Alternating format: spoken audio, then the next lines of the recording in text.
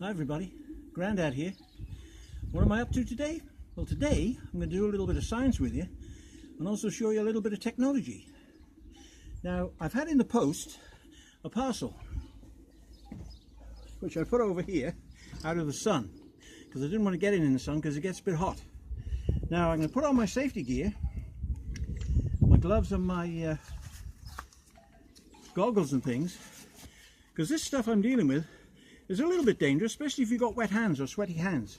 Now, it came in this cardboard package, and the actual stuff itself only cost £5, but it cost £18 to send it because they think it's so dangerous. I actually put some skull and crossbones on there because I just wanted to show which container it was in and that it was dangerous, because there's no markings on the outside of this box telling you what it is.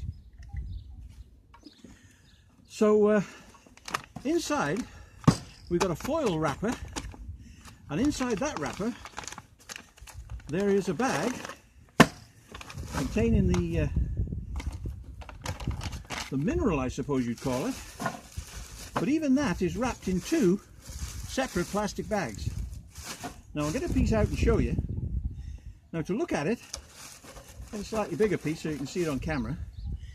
To look at it, it just looks like a rock. I'm not even going to ask what you're doing.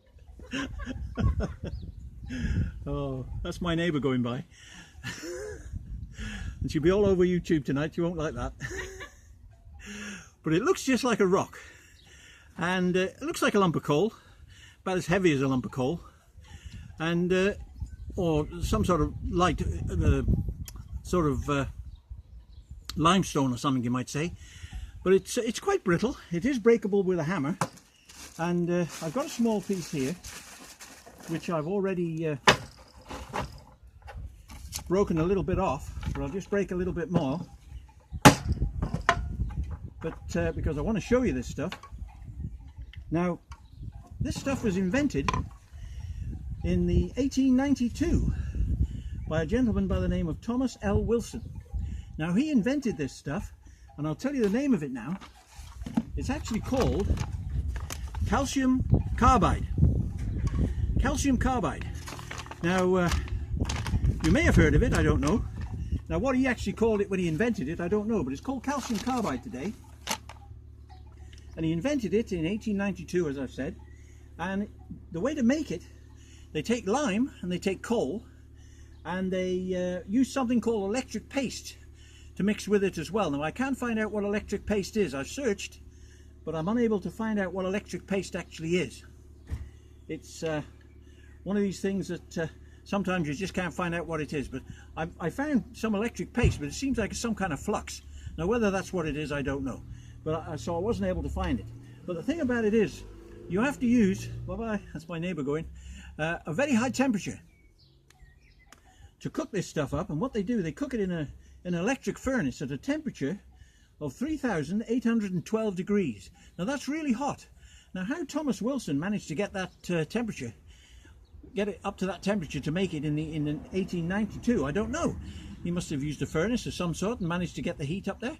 But they use an electric furnace today, and it's quite difficult stuff to make, although it's quite cheap to buy, I suppose. Now, the thing about this stuff is, it's got a very interesting property. Now, I've got a little dish here, which I've got balanced on, and I'm just going to pour in a little bit of distilled water. It doesn't have to be distilled water, but it just happens to be distilled water that I've got in this jug. A little bit of distilled water there. And what I'm going to do, I'm going to put this little piece of this coal-like material into it, and you'll see straight away you get a very violent bubbling reaction. And the thing about it is, when you put a match to it, it lights real easy, and it burns with a sort of a yellowish flame, and it smokes a lot. So it's quite smoky, but it burns very readily when mixed with water. You get a gas coming off. Now, I don't know what the gas was called back in the day when he invented it, what he actually called the gas, but today that gas is called acetylene. It's acetylene gas, they call it, and it's used in, they condense it into bottles, and they use it in welding equipment. You can buy what they call an oxyacetylene burner, and you can use it for welding, brazing and cutting of metal, because when you mix this flame with oxygen, it burns really hot, and it really is a powerful flame for see, I can show you it is burning by itself, but the wind is blowing it out. I'm sorry about the wind, but I got to keep testing it, because it will blow out quite easily if it gets a wind on it. And it's a little bit windy here, but you can see it quite readily and burns for quite a long time. Now, he must have been quite excited when he managed to invent this stuff, and I don't know whether he actually devised a use for it at the time, but there is quite an interesting use for it. I'll put that out of the way now, over there, well, it will bubble away by itself, and I'll bring in this other little bit of apparatus I've got. Now, I've made this out of a child's toy, a toy chemistry set that was for children to play with, making jellies or something, but it worked quite well as a piece of scientific equipment, and it works for me because I haven't got much scientific equipment. Now, what I've got here is a test tube tied into this bracket with a couple of elastic bands. And I've got a test tube here with a little bit of water in, hanging there, and I've got a pipe with a cork in it leading over to this other pipe, this other test tube. Now, this test tube has actually got a hole in it at the top there. Now, what I'm going to do is put a little bit of this carbide into this test tube and then put the cork on, and you'll see what will happen.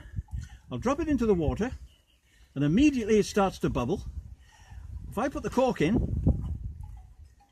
pretty firmly, that bubbling gas is now being carried across by this pipe into this other container, which is absolutely empty. There's nothing in there. And I'll just leave it for a second to purge, because I don't want any air inside there, because if there is any air inside there, I could get an explosion, which is why I'm wearing all my technical gear to make sure. Now, hopefully I've produced some gas now, and I'll try lighting it. And there you see, that gas burns quite readily on the end of that little pipe there. And it burns very well. Now, it's not an explosive gas. It's a gas that can be controlled, provided there's no oxygen. And obviously I've got no oxygen other than the gas itself in the system there. And it burns quite well, but as you can see, it produces quite a lot of soot.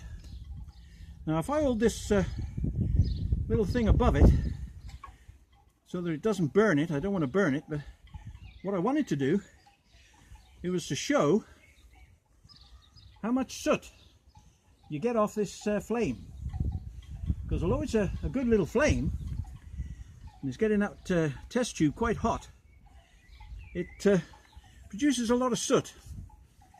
Now, that's very interesting, and it wasn't long before somebody found out this method of using this carbide, and so with a little bit of ingenuity and technology, I'll just leave that now to burn out, push that out of the way, they invented something like this.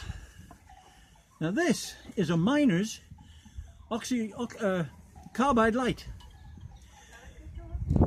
Now, what it consists of is two tanks, and in the bottom it unscrews, and you've got a tank there with there's nothing in it, it's totally empty at the moment, and there's another little tank on the top with a little hole in it there for you to fill it, and on the top there's a little regulator. Now, underneath that regulator there's a valve, and if you turn that round, it opens that valve. Now, that is to control the flow of water from this container into that container. Now, when you fill this up, and I'm going to put a little piece in here now, get some more of this carbide, if I can manage to get it to break.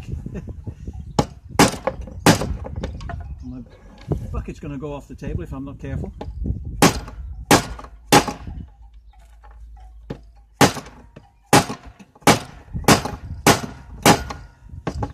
Would you believe how hard that is to break? I can't believe it. It's harder to break than I thought.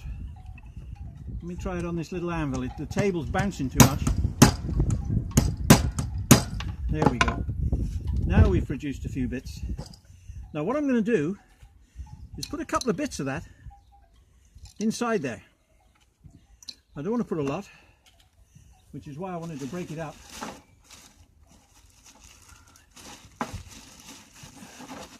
Put that safely out the way. And I've got a few bits there.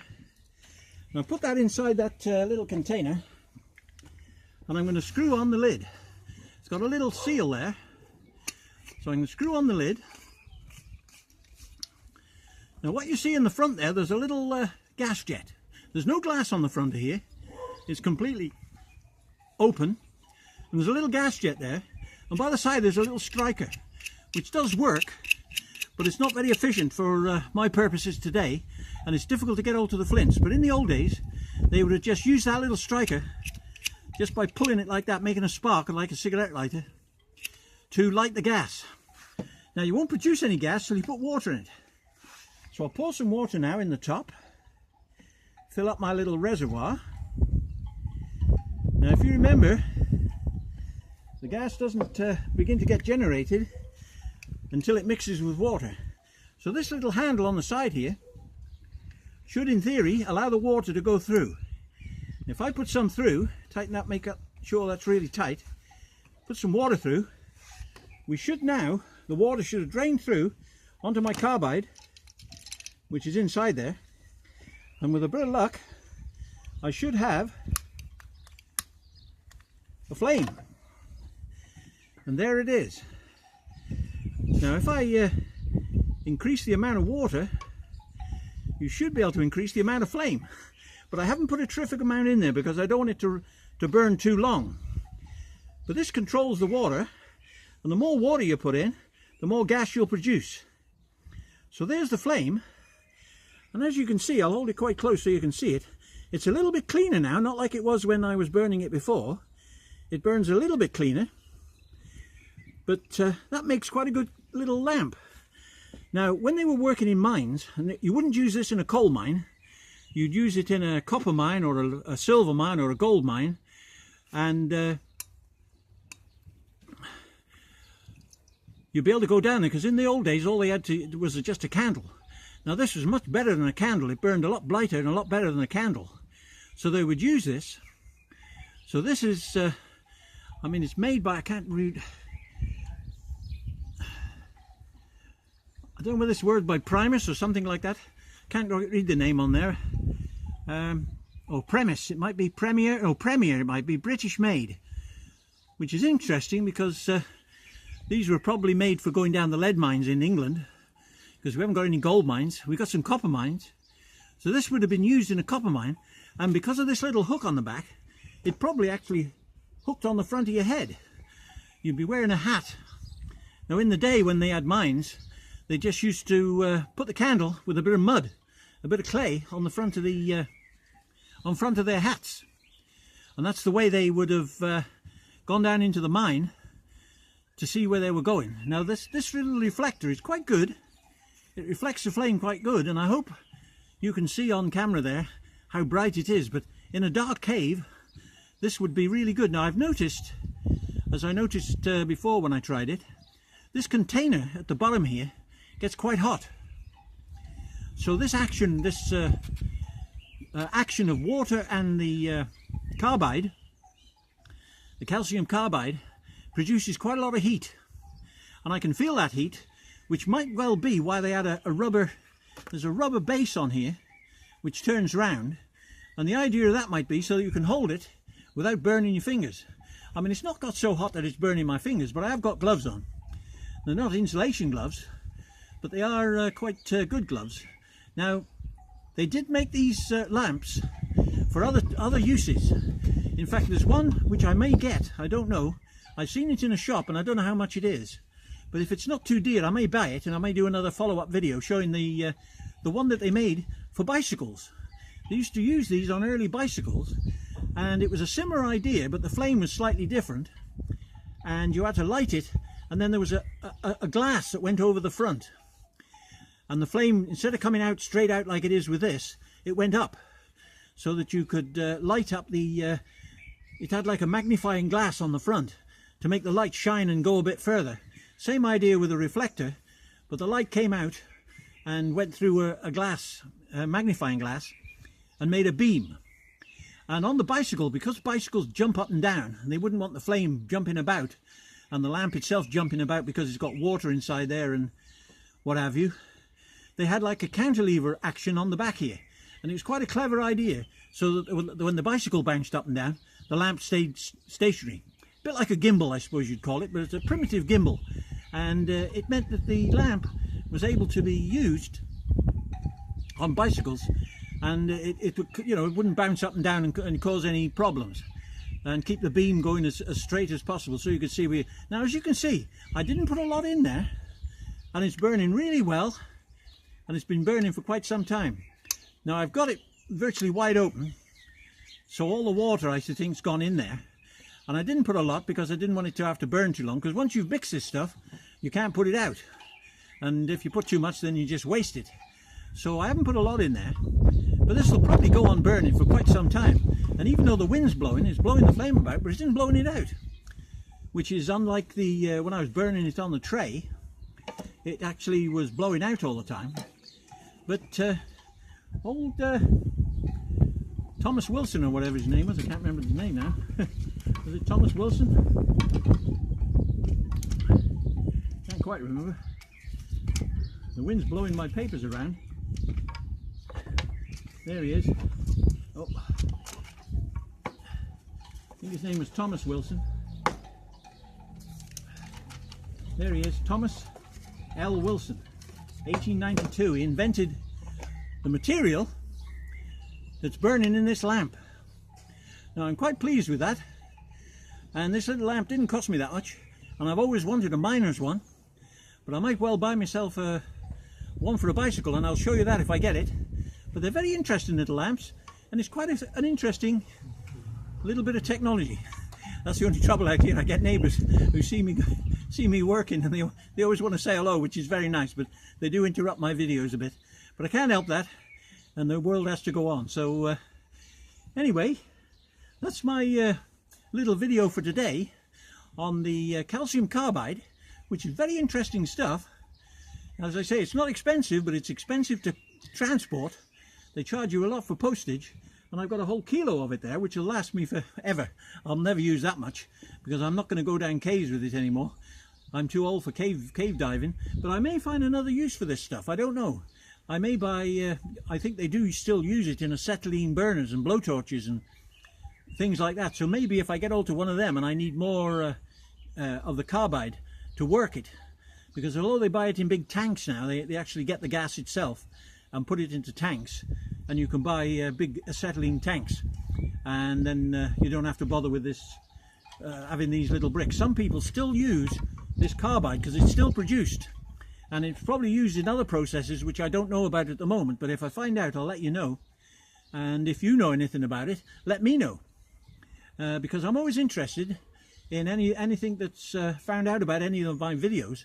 Now I have started to say in my videos, which I don't really like, but it may help me to get more people to look at my videos, that if you like this video and you want to see more of them, don't forget to hit that like button and subscribe to my channel, and ring the bell so that you get notifications when I put new videos up. And hopefully we'll do more of these little experiments and learning about technology and going about the countryside, and hope I can produce some interesting videos for you. So I think that's about it now. So this is Grandad, as usual, signing off and saying till the next time, bye bye now, bye bye.